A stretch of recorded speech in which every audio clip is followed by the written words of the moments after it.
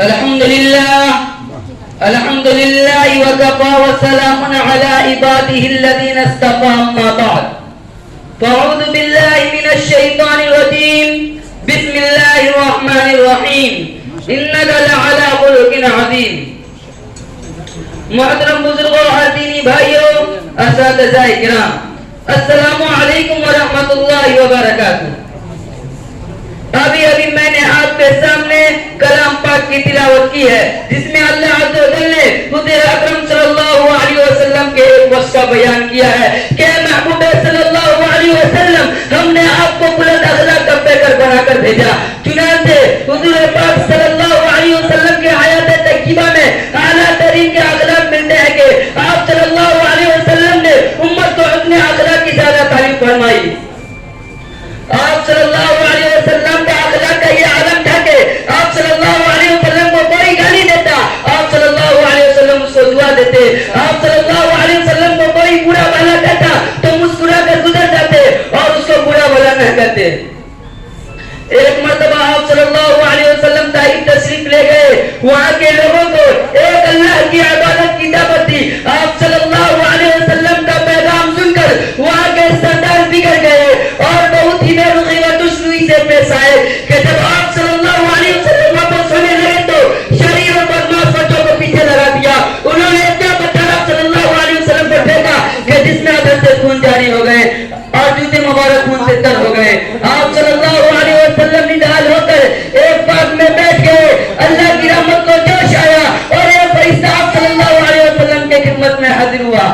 کہا کہ اگر آپ حکم دے تو ان دو جانی کے پہاڑ کو آپس میں ملا دے، مگر قربان جائیے اپنے آقا صلی اللہ علیہ وسلم اعلیٰ اخلاق کہہ کے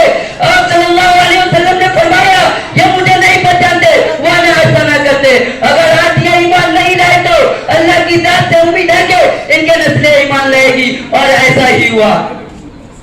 چنانچہ بعد میں اسی قبیلے کے ایک نوجوان محمد بن قاسم اسلام کی دعوت لے کر ہندوستان آئے اور انہی کے بدولات آج ہم تو مسلمان ہیں۔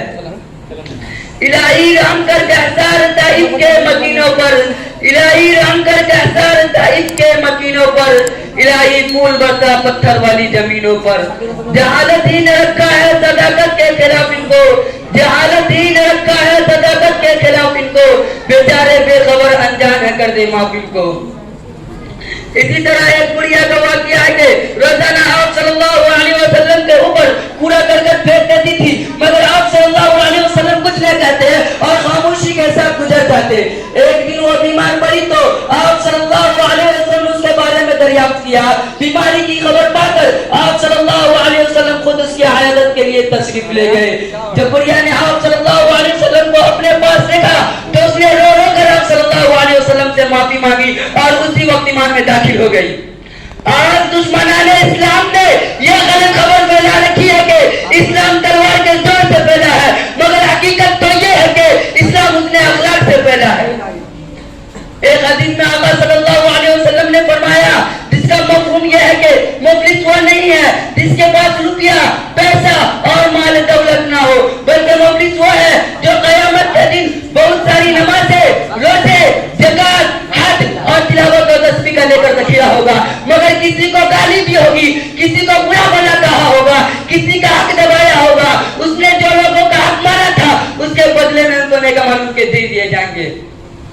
یہاں تک کہ اس کے تمام نیکیاں ختم ہو جائے گی۔ یہ حدیث میں ہم کو اس بات کی طرف متوجہ کرتی ہے کہ ہم بندوں کے حقوق اور اپنے اخلاق و معاملات کا زیادہ خیال رکھیں اور جہاں تک ہو سکے لوگوں کے ساتھ بھلائی کرنے کی کوشش کریں تاکہ ہمارے نیک اعمال ہمارے پاس محفوظ رہے۔ وآخر دعوانا الحمدللہ۔